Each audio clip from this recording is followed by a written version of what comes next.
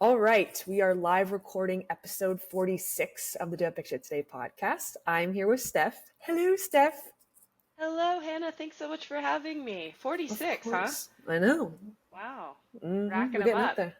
Yeah. Or This is not. so cool. Yeah, of course. It is. It's super exciting. It's crazy to think about how we're at episode 46.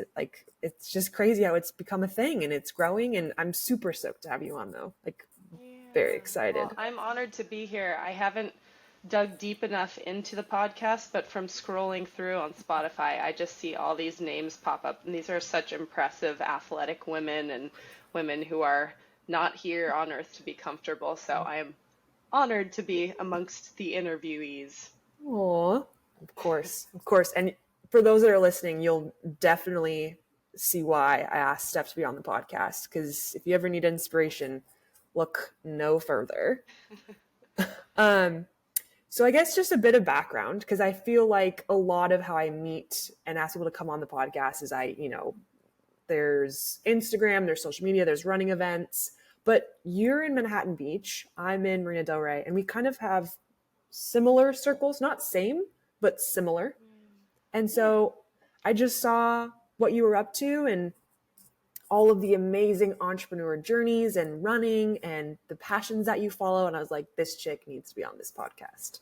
So it's like, Yeah, these little I guess you can call them subgroups and circles in LA that spawn around fitness are just so one of a kind, and they are the great connector to all. Los Angeles can be kind of an isolating place, especially as like I always refer to myself as a young adult. LOL, I'm 33. Like as adults, it can be difficult to meet friends or like find your niche group again, but fitness has always been that vehicle. So, I mean, I'm sure we've seen each other in real life. We're going to, that's for sure. Um, and yeah, we love the fitness because it builds community. yeah, I don't know about you, but I found like making friends, even through being on like sports teams, like my friends were my teammates. So once I graduated college and like, you don't have any teammates anymore. Well, it's like, well, let's go find friends via sport. And so Yeah. that's kind of what it's turned into too. Yeah, absolutely. Yeah, there's a void to fill at all times if you're not having someone keep you accountable or bark at you or make fun of you, wear sweats with you. Yeah. So Manhattan Beach native, and then you played basketball in college, right? Yes, yes. Yes, I yes. played basketball at UCSB for 2 years and then transferred schools up north to Cal State Monterey Bay and graduated there. Yeah, with That's kinesiology degree. ooh, that's a good one. That's a real good one. Yeah. And what did you study, Hannah? I studied mine. It's an interesting major. It's technically EIM, which is Experience Industry Management. Oh, So wow. it's basically kind of how do you pull managerial into experience in the experience industry. So Oh, wow. it's so general that it's very helpful when I like was looking for jobs, because if it had Sure. manager in it, it was like, oh, I have, managerial background. Yeah, that just means all of your basketball leadership skills paid off in what you do Exactly. for work. Yeah. Exactly. If only they knew. But yes, that was my that was my major. Ay, ay, Awesome. ay. So then, because I did a little bit of digging because I wanted to have context for this call. But so you played basketball overseas too. I did. So after graduating at Cal State Monterey Bay, I stuck around for an extra year and they allowed me to join the coaching staff while I continued to train to possibly get picked up by a team overseas. And I'd been to a combine in Germany. It went okay. I also got very ill while I was there. So, of course, yeah, bad news never had good timing. But I ended up getting picked up by a Serie B, so probably about the skill level of a D2 college team, Serie Okay. B Italian team called La Spezia. And with quite short notice, I believe it was 2 weeks, I packed bags and flew to Italy. And I really hadn't had that much travel experience in my adult life. So when we talk about like the most uncomfortable thing you've ever done, that was probably it. And really the reason why I was able to grow up, because I know when I moved back from Italy after I finished playing, I actually felt like a capable adult. Yeah, Huh. it was yeah, just everything that you picture a professional basketball player's life to be, um, probably as a result of what you would see with the NBA. Uh-huh. With women's basketball, if you're not in the top tier league or feeding from the WNBA, there's no telling what the quality of life could be overseas. And I'm sure you've had plenty of teammates tell you the horror stories, but I've had teammates that had to like flee from their teams in the middle of the night to fly back to the US because they weren't getting paid, yada yada.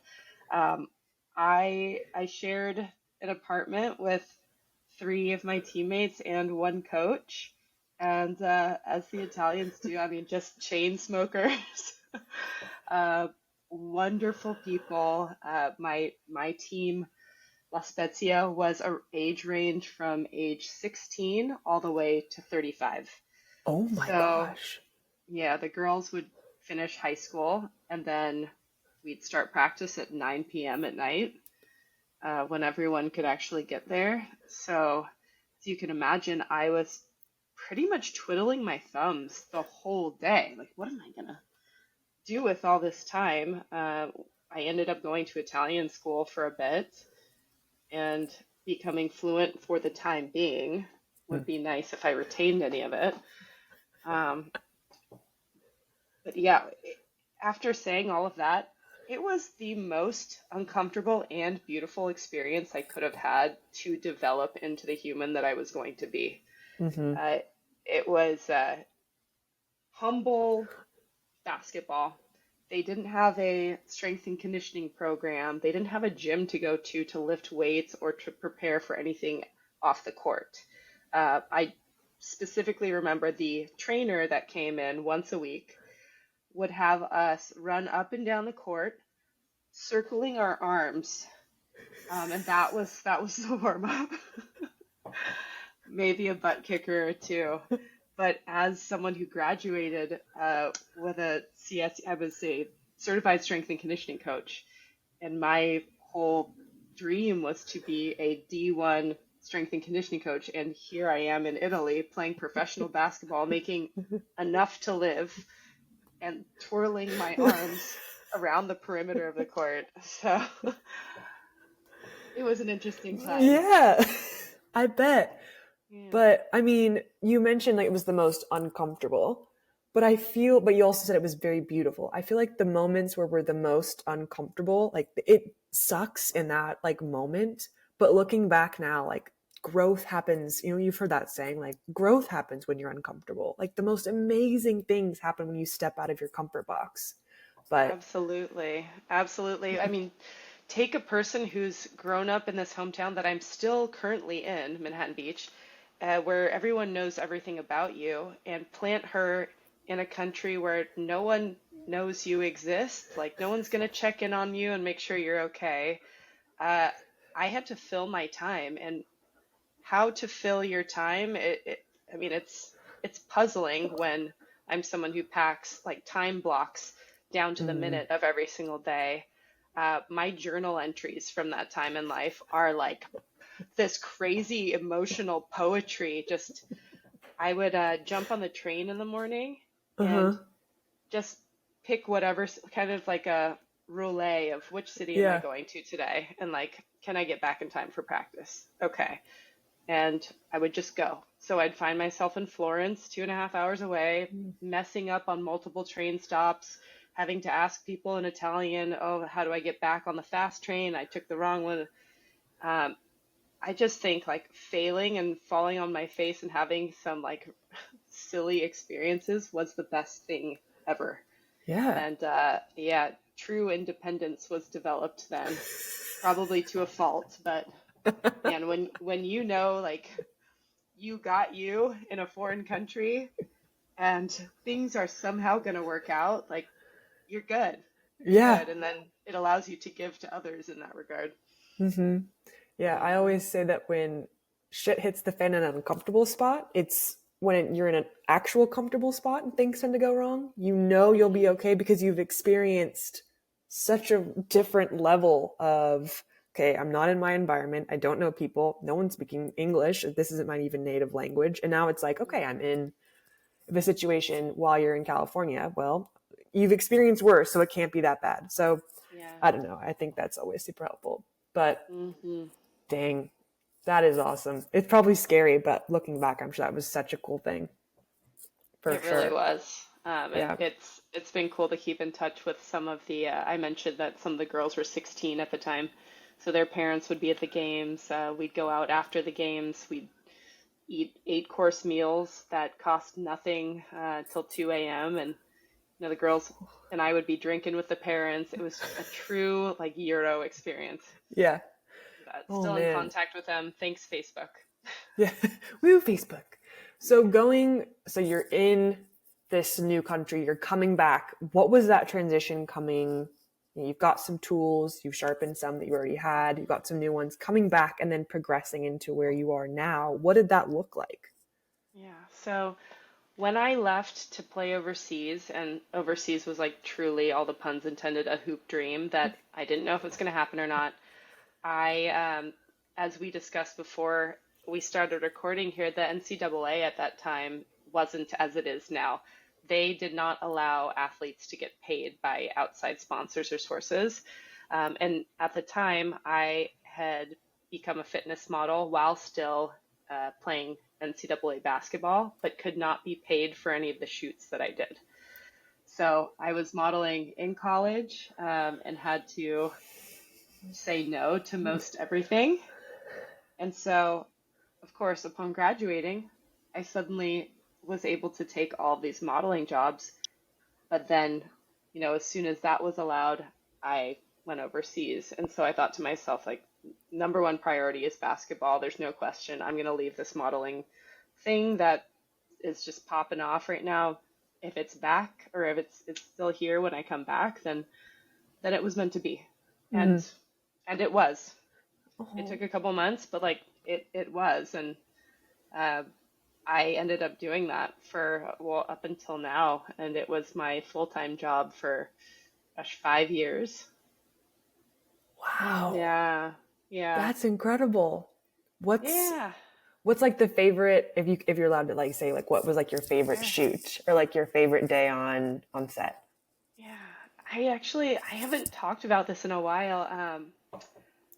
As humbly as I can say, I have worked with every major sports company and modeled for them that exists. So from the Nikes, Adidas, Under Armours, REI, I was working so much that I actually moved up to Portland, Oregon, to split time because they have a huge fitness modeling hub up there, and e-commerce Mm. is shot up there, or was at the time. Mm. So I'd split every week, half in Manhattan Beach, half in Portland. Ended up buying a place in Portland and then living with my parents here in Manhattan Beach and going back and forth. My favorite shoots, I would say like the most adventurous travel shoots were Nike campaigns in Hawaii or Saucony Ooh. campaigns in Bermuda. New Balance was always an adventure, Whistler, and all the beautiful places in Oregon.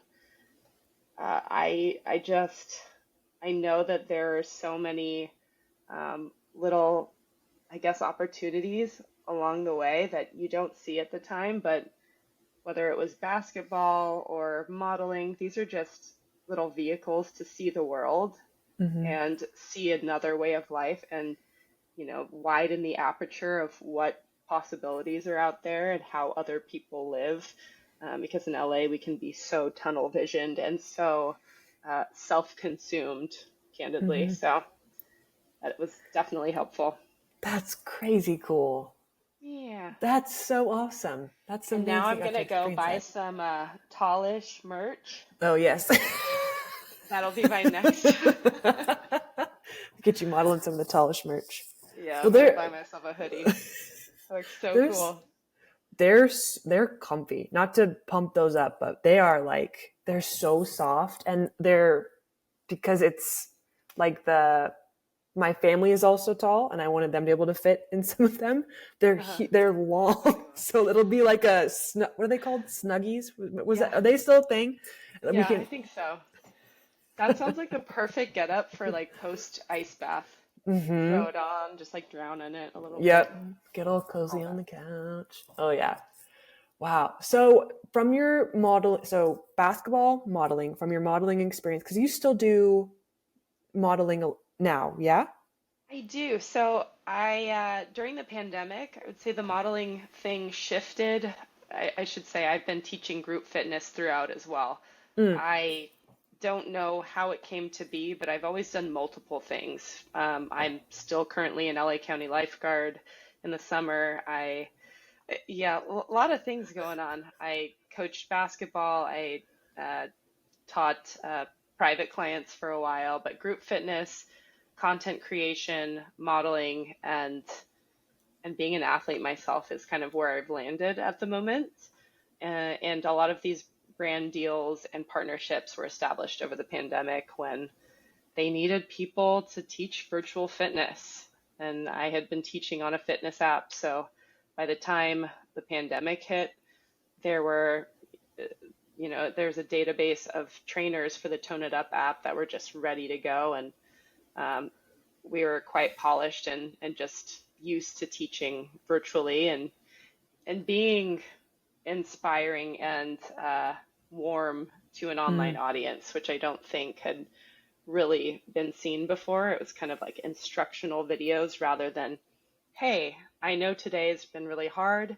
I know you've been at home for the last 8 months, but we're going to work our biceps.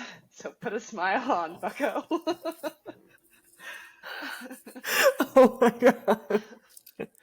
Please tell me you said that. Did you say that at all? I'm sure I did at least 100 times. Yeah. God, that's great. I know there's a pandemic on, but with those triceps, there's about to be Yeah. sculpted. Hey, it's me again. Every day. Oh my gosh, that's awesome. Oh Uh, man. So, and I've we've chatted before we started recording. I feel like you're someone who makes lemonade out of lemons. Like I feel that energy very much from you. So like if COVID occurred, you're able to shift like, well, we're already, I got one toe in the virtual world. We're good there. yeah. So Yeah, then, I've yeah, go I've ahead. prided myself on being a utility person. Our jack of all trades is not a compliment to society. I'm certainly a master of none, like master of none here, if there was one. Um, I just find I have never been complacent or like internally fulfilled with doing just one thing. I feel like I am all things, I mean, stemming from even like who my mom and dad are. I'm a biracial kid. I'm a code switcher. I'm a total chameleon. And so when it comes to like a skill set, other than like I want to be in a position of leadership, I want to always be working with a team. Other than those prerequisites, and I want to have a purpose-driven mission, I kind of know that I'll pivot and make it happen in any way. My boyfriend and I were having a conversation the other day, and it was a practical conversation, but it was along the lines of like, be careful. What if Instagram was gone tomorrow? Then what would you do? Type of Mm. thing is what he was posing. Very, logical question. And, I just, there was zero panic in my mind. I would, there's no telling what I would do. I'll be just fine. There's this Mm-hmm. like internal confidence that knows that no matter what happens, I will be okay. I will find an avenue and I will figure out a way to do good and motivate and create momentum in people's lives. Yeah. I think that also stems from just like maturity, but also knowing what you like and you've done like that inner, it's going to sound corny, like inner self discovery to Yeah. trust yourself, to know that you have the dedication, you have the work ethic. And that's where that confidence comes from. Where it's like, if something were to happen, I know that I can bring something to the table that's going to make me show up where I need to show up. Absolutely. And I Yeah. think, our college athletes are just at the the benefit of all of that. We know nothing but continued pressure and failure up into a certain level till you're like, well, I've experienced it all, so like hit me Mm-hmm. again, see what happens. What you got? Yeah. Yeah. I can take it. I know that. What is that? Like, is it tenacity or that? Is that the Yeah, word? Like, grit. yeah, Yeah, there you go. Grit. It makes you real resilience. gritty. Mm-hmm. Yeah. Basketball, but any college sport, you want it? Show me. Like it's not Yeah. a it's not a walk in the Coach. park. And I'm noticing so much of that, like even unnecessary grit and obedience and dedication to the sport come up now that I'm training for Boston. I haven't been in this position where I'm seeing like these beginner gains where I'm getting really fast as a result of running with this group, like really fast and almost really injured all the time. Oh, But I noticed this like little voice in my head that was always prominent when I played basketball that was like, shoot, I'm going to be the player that runs through the brick wall for the coach. Like, it's going to be me. I will out effort everyone. And these are like Tuesday and Thursday night runs where like nobody cares. Like, you're there to get better on your own time. And I'm like, I will run through that brick wall for you. oh my God. I have that issue as well. I have to tell myself like I'll say like I'll go on a run and I'm like, all right, here we go. Like, oh, this is good. We're gonna make this 5 times harder than I ever thought possible. And it's like, Yeah. okay, slow down. Yeah. This is like I have to be very careful when I go for runs or even with like Sure. work stuff or personal stuff. Like I always have to take it the next level. And it's like Yeah. sometimes this level is okay. Like this is Yeah. preferred. This isn't necessary. But You are an ultra marathoner, so, not yet. I or haven't had my first one. I'm training. when is it? March 23rd. It's Oh, coming it's up. coming up so soon. It's It's right coming after up real LA. I know. Where is it? It's in Valencia, so not Okay. too far. But so my fiance is running Lamb, the LA Oh, amazing. Marathon, Yeah. and I wanted us to be able to run together. So that's why I picked that one because we could have similar training plans, and that way he could Amazing. run and train from LA, and then I could train for Valencia, and we'd have some overlap. Yeah. And you guys are about the same pace and are able to do training together? He's much faster than I am. Um, Yeah. so like if I'll like join him for like his 2 mile warm up and then he'll like Sure. take off, but I'll take that. That's Yeah. 2 miles I gained Yeah, with him. absolutely. So Shoot, I I'll will take take, it. yeah, I'll take that time with Miles you. with any company, like make it an animal, make it anything. Well, I applaud you. I'm so impressed. I'll pick your brain outside of this, but I just want to know what makes you go. Actually, you can answer that right now. Okay. Why the ultra? How many marathons have you done? Was this a So, random thing? Was this a like 2024 thing? so I've done 2 marathons. Okay. I did last year. I was a little not. I'm probably same advantageous. Advantageous. I think that's the right word. I have a Hmm. knack of using large words with actually not knowing the definition. So if I say We'll get something, along just fine. okay, cool, Perfect. cool.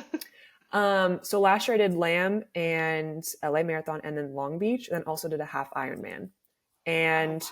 from those experiences, I realized the marathon was a great distance, but Yeah. I didn't like the being the athlete that I am. I'm 6'2" and I'm not Speedy Gonzalez. Like I'm fast for my height, but I'm not fast. And so I wanted to put myself in a different environment while I would be challenged for endurance and not for speed. So like how long can I endure the pain versus Yeah. how fast can I get through the pain?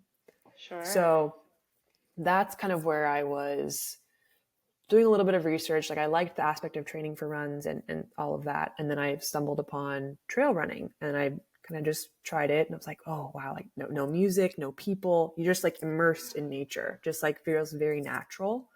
And it's so Uh, euphoric.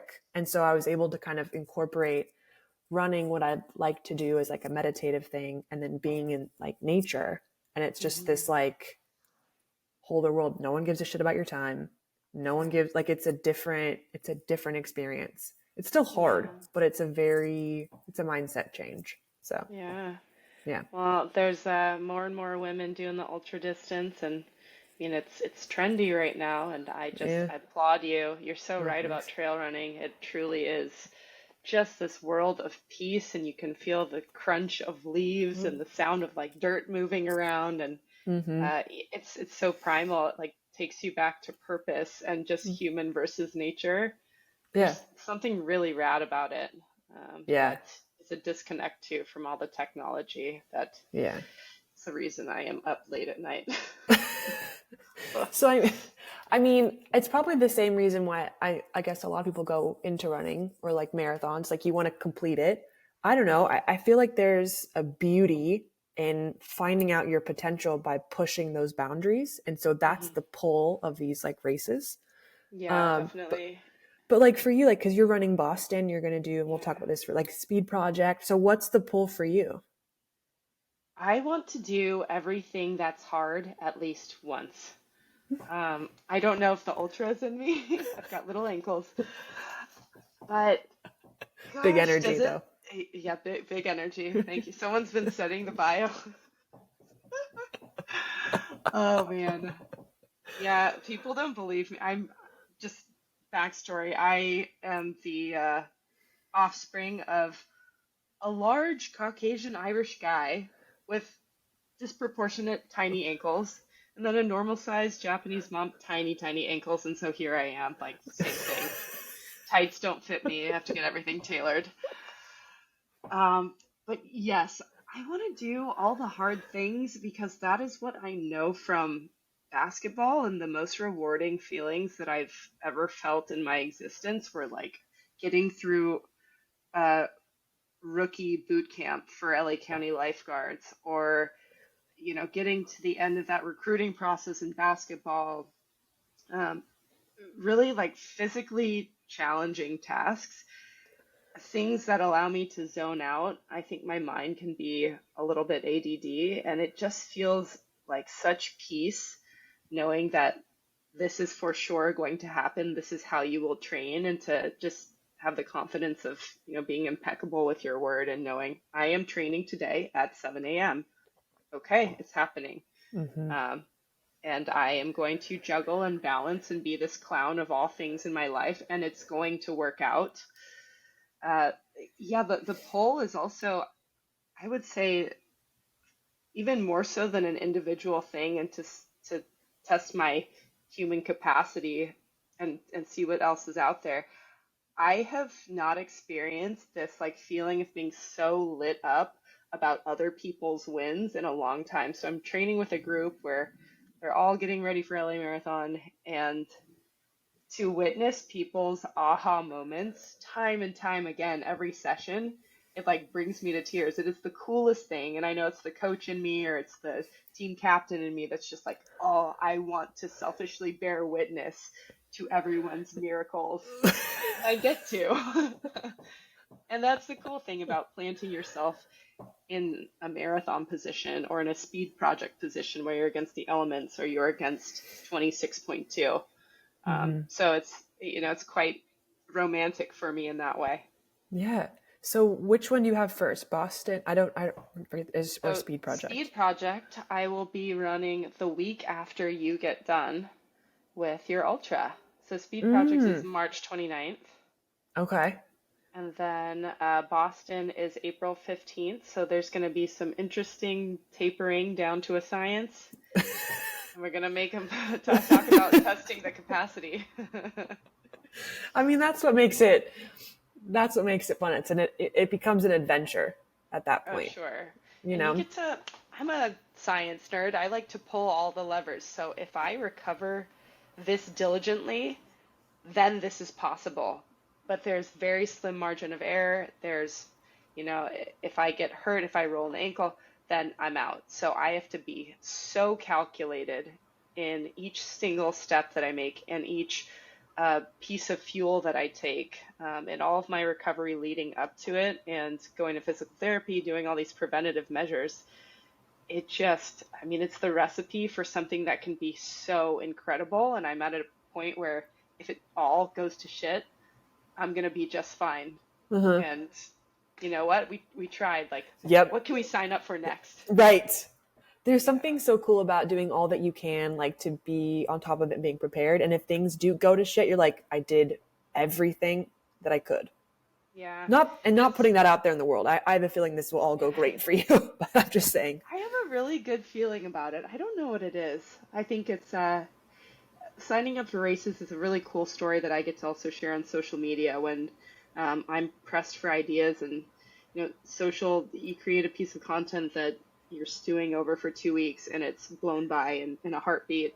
So what is like a lasting uh, piece of momentum, not necessarily like motivation, but momentum that can drive someone else, the viewer, forward to sign up for a 5K or something that Mhm. really scares them or allows them to say, hey, I'm going to join this running group. I am introverted. I don't candidly don't know if I like to run, but I'm just going to show up and be brave. That's really all I care about is letting people know that you do this thing to get a little bit uncomfortable. There's going to be so many incredible magical pieces that fall into place after that. Mhm. Oh yeah, for sure. And I also feel like race days are also kind of like game days. Yeah. It's like something where it's like, get up, get ready, get pressed, you like do your hair, or maybe not. Yeah. But like, where it's like, ooh, there's a little bit of jitters. Yeah. I think I'm even going for some waterproof mascara, but only like 2 swipes to make it look like I didn't try. Oh, I got you. You I know, got you. she's Yeah. really just naturally lifted. I I stumbled upon, and I think it's because I've spoken it and my phone is listening. Have you heard of the, and this is totally off topic, have you heard of like the lash lifts and like you can get your lashes lifted Oh, and then you get yeah. them dyed? Mm-hmm. That's crazy. I kind of want to give that a Yeah. go because you have no That's what mascara necessary. I would recommend it. I only don't have extensions because I hear you can't really sweat a No. lot with them. But I've gotten a lash lift and then it was unnecessary. I have dark lashes. It Oh, will look wonderful on you. okay. Yeah, I got the blonde baby ones. So if Yeah. if you if I dye them, then you might be able to see them. But Beautiful but eyeballs. thank you. Okay, so we went really off topic there. But that's all right. So we talked about Boston and then Speed Project. So I know what Speed Project is, but for people that don't know, what's the Speed Project? So as I've recently found out, um, the Speed Project, we're an OG team, so that means 2 women, 4 men, Okay. and we are a relay team racing from the Santa Monica Pier to Las Vegas with an RV as pit crew. One runner must be running at all times. There are no rules other than that. You can take any route to get there. You can take shortcuts. We're taking this route called, oh boy, it's like pole wires, poles. Ugh. Anyways, we're Okay. taking a shortcut through the dirty desert and it should be finished within 48 hours or less. And there's a big pool party at the end. And the mileage can be chopped up in any way. So our Okay. team is going to try to go for 4 miles, 4 miles, 4 miles, and just keep rotating for a while, and then Okay. apparently end in quarter-mile sprints. Yeah. You are you're really not sleeping. The Mm-hmm. RV is going to be tricked out with all of the Normatec and Hyper Ice and all of the fuel you could possibly imagine. And we've got a team of like YouTubers and vloggers on our team as runners. So That'll be so all those cool. sponsorships are pulling. So the RV is going to be dope. I'm And sure. yeah, I only know one of the people that I'm on the team with, and the others seem amazing from calls. And my first thought is always like, well, where do we poop? Um, RV? no, apparently not. Oh, Apparently, they don't want us to get the RV stinky, so we're going to just go in the desert or go to a gas station. But all that to say, you get really close with the people that you're on the team with. You bond very closely, and I think that's the coolest part about it. Seeing what your human potential is and just like creating a family in 48 hours. Um, accomplishing a feat that is just so insane. And it's a really hard thing to even get into, apparently. The running circuit is very, very invite only on this Hmm. thing. So I have no idea what business I have running it, but ready to learn a lot. Always going to be a student. Did Do all you the hard things once. did you ask on the call, where do we poop? Yeah. Oh Yeah. my, yes, because I've wondered Yeah. that question as well, Yeah. as not someone Yeah. who's side of the road. Well, I think from being a I guess like mid-range athlete, like a soccer player or a basketball player would be, um, Uh-huh. to then advancing into the endurance length, you have to adjust your nutrition, and I'm still learning. Mm. Mile 15, 16, 17 is always like an interestingly sour place for my stomach that I like can try everything. But yeah, I always ask the bathroom questions because they are burning in my mind. Wow, they don't want you to go to the bathroom in like I've seen certain teams will just have two vans. So like I'm like, okay, you guys are clearly like shitting on the street or like on the side. Yeah, But RV, to each their own. You will yeah. go get comfortable. You'll be in tune with nature. It'll be nice. Hmm. It'll be great. It will be nice. We're only thinking positive. No, I think it'll be. I mean, how many times are you going to be able to do that in your life? Yeah. Well, I was, yeah, just kind of thrown into these two situations that I believe to be once in a lifetime experiences for me, Speed Project and then Boston. And Mm-hmm. when Speed Project just popped up and that became an opportunity, the first thing I thought to myself was like, okay, go ask some of your runner friends. And three of them automatically were like, well, do you want to finish Boston? Do you want to feel good during Boston? Then you will Mm-hmm. turn down the Speed Project. And I, in the opposite direction, asked some people that had pulled off both. They were like, absolutely, you must do both. So I Mm-hmm. have this very polarizing issue where I just went with you know what? We're going to think the best. I will be so calculated with recovery. I am going to do this, Mm-hmm. and I, I will enjoy every minute of it, no matter Yeah, how hard it is. Yeah. So, it's definitely doable. I had a Hope Foreman. She was on the uh, podcast for episode 45. She's yeah. doing the Speed Project and then also doing Boston. So it's definitely Awesome. doable. It's Yeah. definitely doable. It's just more a matter of, like you said, just being aware, being calculated, and being, cautious. Because it is, the Speed Project is a really cool thing, and Yeah. it doesn't come around every day. So that's awesome. I'm super excited for you. Yeah. Thank you. Of Looking forward course. to it. So I saw your water bottle, and this is going to kind of segue into our next section. So Yeah. as a woman in Los Angeles, you have, and I'm interested to hear more about this. You have some long-term partnerships and things that you even invest in yourself that kind of like the multiple hands in the cookie jars, but in the best way possible. Mhm. So talk to me about some of those. Talk to me about those a little bit. Sure.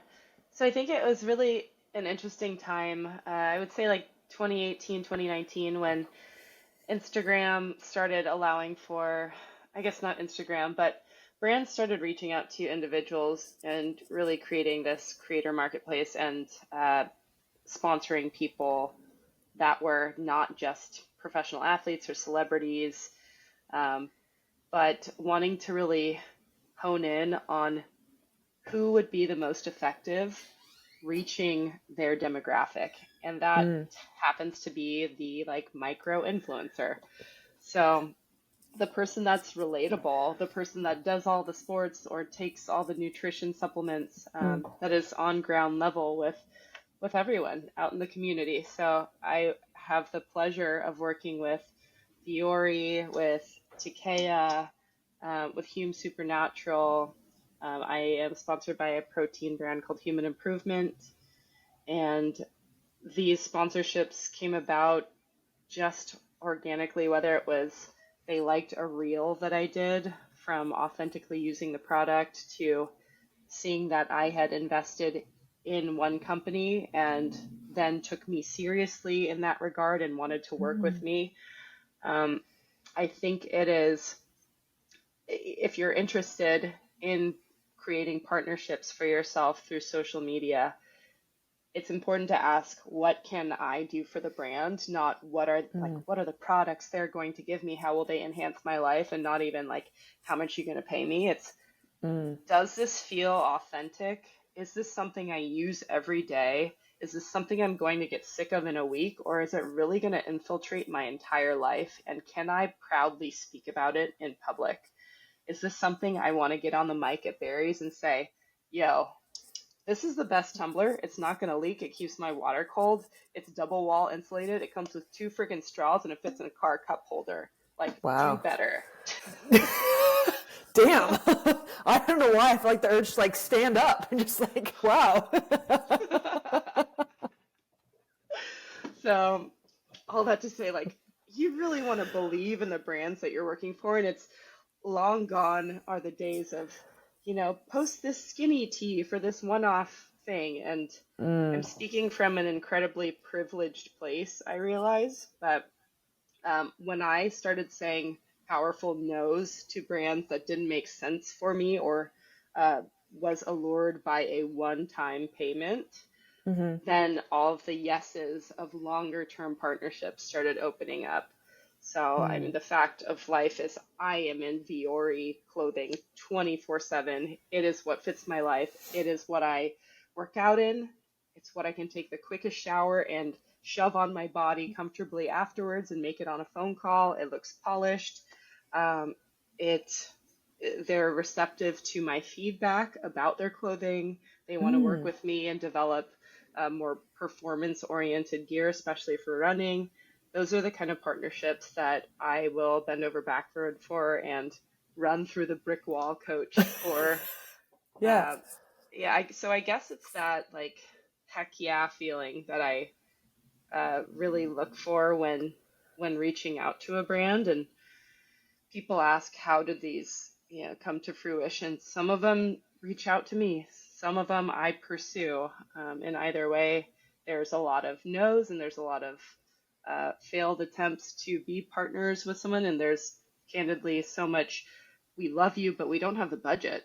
We simply don't have the budget. And in that regard, like, am I willing to do free work for X amount of time to prove something to this brand?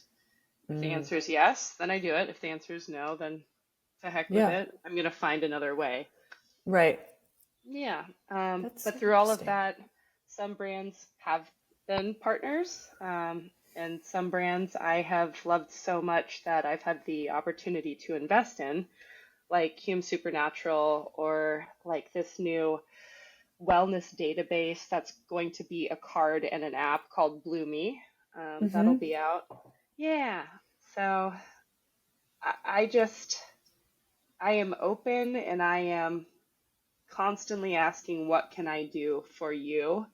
And that would be my biggest piece of advice to anyone who wants to do something like I do. And I don't know what it is that I do, but it feels abundant. That was a great answer. Yeah. Wow. I love that. So because I saw on your, as an investor and co-owner of, do I have that right? Of Hume, you guys are like hitting Ralph. Was it Ralph's that I saw? Like what grocery stores? Because you guys are like expanding. Oh man, this team in Encinitas has just done so much amazing marketing around how much you're expanding. And from humble beginnings, our founder, Jeremy Horowitz, he's sold a couple companies. He's a lawyer down in Encinitas area. But I would just call it the co-owner super team that he's created from all of these X Games athletes, WSL surfing champions, Kalia Moniz, the longboard champion, a lot of people in the extreme sports industry. And I would just call myself like the LA ambassador. Like, I'm the fitness person in the Hume team of co-owners. But we are officially, as of last week, in all of Kroger stores across the U.S. And some of the Kroger stores might not have gotten it in yet, but we have an all-body deodorant and a non-toxic deodorant. So one is a balm, one is a stick, and we have 2 cents available in those two things in Kroger stores. So it'll be at Ralph's. We're also nationwide in Sprouts, HEB in Texas, Lazy Acres here in Hermosa. It's just kind of wild to see that all come to fruition so Yeah, quickly, and to all the while be learning about the business side. that's what I was Because gonna say. frankly, yeah, I am That's clueless when it comes to the intricate details of the business side of it. I'll just leave it that ambiguous. hmm But to be a fly on the wall in all of our marketing calls and investor calls, I'm learning something all the time. And my dad is an accountant, so if there's anything I don't understand, he's so sweet. I call him up, I list out all the big words that I've heard. See, it's different. You use them, I just hear them and then need to Google search. But yeah, oh I would my say like gosh. to be bought in to a company and just feel like, you have power in making decisions, and you have a real influence on how it does by way of speaking of it in public. hmm You just take such ownership over it. It's a cool feeling. Yeah, I bet just being, because that was my thing. Because starting a business, like being a part Yeah. of like seeing that come to life is such a valuable experience because it's almost like magic to see how you can start with a concept, create it in something tangible or intangible if it's a service, Hmm. share that product with the world, and also do it in a way where it's valuable, it's seen for people that have value. Like that's an incredible thing to be a part of, and Yeah. that's so awesome you're able to experience that, truly. Yeah. And likewise with you and your business and your Oh, thank you. podcast. Thank you. And if I were you, I certainly would struggle with like some imposter syndrome that I have interviewed all these just incredible people, and I am this ultra marathon athlete, post basketball player. I, what you do is incredible. Oh, So I thank you. applaud. Yes, Thank you. keep it up. It is. Yes, I will virtually take a bow. Yes, There. Do you ever struggle with imposter syndrome? all the time, and it's like a recycled means of getting over it. I Mm-hmm. need to listen to, at least 20 Jay Shetty podcasts to get back on track. Mm-hmm. But it is because uh, I think in the wellness industry, there's so much that we don't know, and I'm more of an observer and introvert in all of it. I'm Mm-hmm. never the person to be loud about my beliefs. To a fault, I want to take in all the information and then make my decision internally. But I'll Mm. never be, the enforcer on people's opinions. So I'm afraid to speak up in too strongly in the realms of nutrition or how someone should train, because I know there are 20 different other questions that need to follow, like, are you training for endurance? Are you training to are you postpartum? Are you uh, having any pain in your lower back? Like that Yeah. affects, there's just so many questions that make health an individual thing to fix and to continue to work on, where I am not a registered dietitian. I am not a chiropractor. I'm not a physical therapist. So then that is where the imposter syndrome comes in when Mm. people want my advice on these things. And I Gotcha. simply will kind of pass it along. Mm-hmm. I can only speak from my experience and from what my knowledge is. But Yeah. yeah. It's interesting. Because it's a business coming from the ground. It's this podcast that's about running. It's not like this massive thing, but even with just the putting myself in a different situation of like, am I worthy of have people listening to this podcast? Is like Hmm. even being like a host of something or involved in a community of somewhere. For me, I've done research and I heard this quote, I can't remember where it comes from, but imposter syndrome comes from a place of where you're trying to not necessarily fit in, but it means that you care. If you were to walk into the basketball court or walk into a gym, do you feel any sense of uncomfortable? Not really. No, it's because you're in a new environment, right? Like it's Yeah. something you feel comfortable with. Imposter syndrome is like, it's a new exploration. It's something different. It's something where you maybe aren't the veteran. I don't know if I'm Yeah. explaining it right, but it's just, No, it's that makes very, perfect sense. you know what I mean? Like the imposter syndrome happens in places where you haven't been before. And Right. that just comes naturally with progression, with growth, with trying something new. But it also means that you care, Yeah. because you're thinking like, am I worthy of having this feedback? People reaching out to you about, how should I be training? And you're like, I'm Stef, I'm training too. But like, here Yeah. you know what I mean? It's because people see you as someone who's able to help, and you're going out there and you're doing it, which other people haven't Sure. done yet. So there's just something to that, which I think is really cool. Right. I agree with all of that, and I think it's incredibly valuable to hear you say that because I mean it is a place of like pushing yourself to grow at all times, and you should compliment yourself for getting into new spheres, so long as you're entering this imposter syndrome and it scares you enough to go back and do the proper research that Mm-hmm. helps you to be able to fill those shoes that you internally need to. Mm-hmm. But yeah, the way I see you is probably just like 10,000 times larger than the way you see you. And when you look at me, you probably think she's got somewhat of it figured out. And inside is a little hamster going, ee, ee, ee, ee, like, Yeah, same. where's our next meal? Like, what are we gonna do? Water. Agua, yeah. Exactly.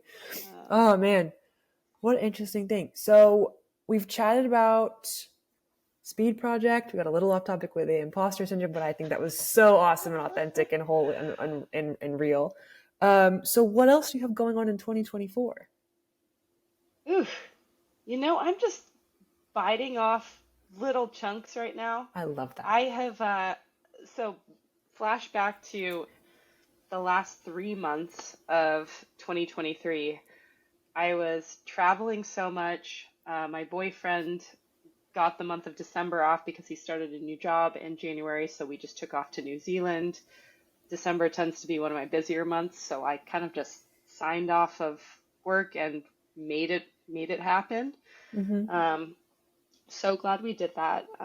But we were traveling so much last year, whether it was South Africa or multiple trips to visit friends in Hawaii, and just having so much fun and living Mm-hmm. lavishly that this chapter of life just feels like, man, I want to roll up my sleeves and get to work. I Like love it that. feels really empowered right now. I feel like my feet are on the ground. I want to fail well. I want to uh, get my hands into new business ventures. I want to find a way that I can be helpful to the running communities that I'm joining and that are giving so much to me. Mm-hmm. Where is there a new way for brands to collaborate with Good Vibes Track Club or with Hermosa Run Club? Like, where can we get these athletes that are showing up day in and day out? Uh, how can we keep them supplied and sponsor and nourished and feeling loved and healthy? Mm-hmm. And how can we give them the education around what they need to train well? So I think that might be where my mind is next. It's nice to feel like work is abundant. My schedule's a little bit too busy right now, which I don't take pride in, but there's So a right. definite mission to give back, give back, give back. And I'm so interested in these new athletes' stories. I'm interested in experiencing new diversity, honestly. I live in the South Bay and I've been training with a crew from all over LA. And diversity is what I know and probably what you know from basketball too. It's a really familiar, good feeling. And it is, I mean, it just feels like love. Yeah, So more of that, more expanding communities, and more moving the body. got you. You're in what Yeah. I call the lock-in period, where you're just like, I had my fun. I'm locked in. I Yeah. know I'm getting after it. Yeah, that's a good. Yeah. I love that feeling. Man, I was thinking about it and like, gosh, December, we were in wine country. Just recalling the amount of alcoholic drinks I had per week in December versus January is like very jarring. I'm But like, do you ever think like, because I mean, I struggle with this. Like, I get so focused on what I'm doing that I forget like life, you're supposed to live it too. I don't hmm know if anyone else or you experience was like, okay, we can have fun now. Like, it doesn't have to yeah, be an on and off switch. You can integrate that. But I get where you're coming from, yeah, 100%. man, all the fun happens Saturday afternoon after the long run. Oh, that's a great time. That's a Me great and time this to crack a couch. beer.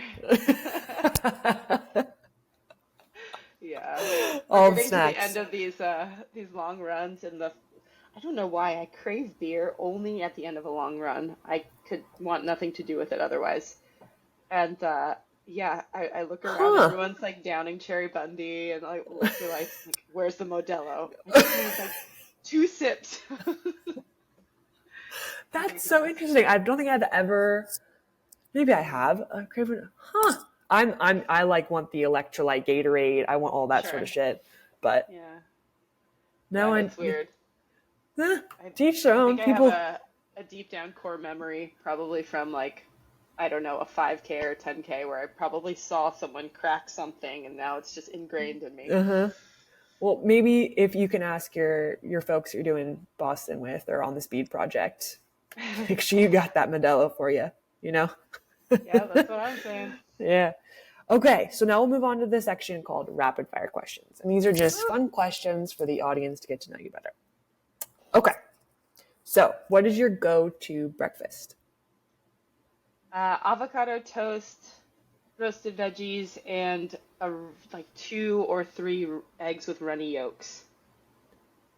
And I Wow. put my hands like that because I like to put the yolks on top of the avocado on top of the toast with tons Okay. of salt and pepper. But then I like to take my knife and slice through the yolks so that it just goes Okay. over and like soaks everything in yolk. Ah, this is like a Yeah, masterpiece. yeah, a messy Holy, masterpiece. but a good one though. Yeah. What's it's called something when they're like food like touches your soul. I can't remember what it's unagi. Is that U- what it's? is it unagi? I I'm don't know. Japanese. I should know this. Unagi. It's something like that where like it's authentic food and it like touches like it does its job.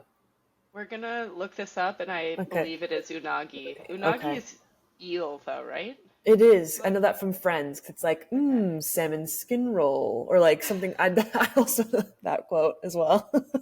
Like and Jennifer Aniston's like, yeah, okay. Your facial expressions are my life. They're so so good. Oh, Thanks. I love it. I love it. Oh, thank you. Okay, words of advice or something that you wish you could share with your 18-year-old self. Mm. It doesn't have to be perfect, Mm. and because it's not, life is going to be so much better. And I'll Ooh, just leave it at that. Yeah. It's that's not going to be great. perfect. It's going to be messy. You're going to struggle. You're going to fail. You're going to not like who you are a lot of the time, but it's all going to work out and be beautiful as a result of that. So, yeah, perfectionism is not the way. Okay, I like Yeah. that. Okay, two more questions. What is one thing you want listeners to know about you? Ooh, I have dark chocolate with nearly every meal of my day. A Like piece of breakfast? dark chocolate, yep, Wow. dark chocolate with coffee, and it's always 70% or up. I'm in like the 80s range now. So I like bitter tasting dark chocolate. It's just something that brings me so much joy. So like a hot beverage and a little piece of chocolate. And Aww. yeah, I guess that is my like segue into saying I'm a fitness professional. People have their preconceived notions about what I eat, how I, uh, you know, am so disciplined in what I do with my body. And to a certain extent, yes, but there are areas where I just love it so imperfect, and I love the little joys, and I love um, having a glass of wine with my boyfriend. Uh, I like staying up too late because I'm having a good conversation and my sleep might suffer. But God, those are the things you can't get back. So, Right. yeah, the yummy parts of life are meant to be lived. Aw, Yeah. that was a great quote. Damn. Put it on a t-shirt. Yeah. Okay.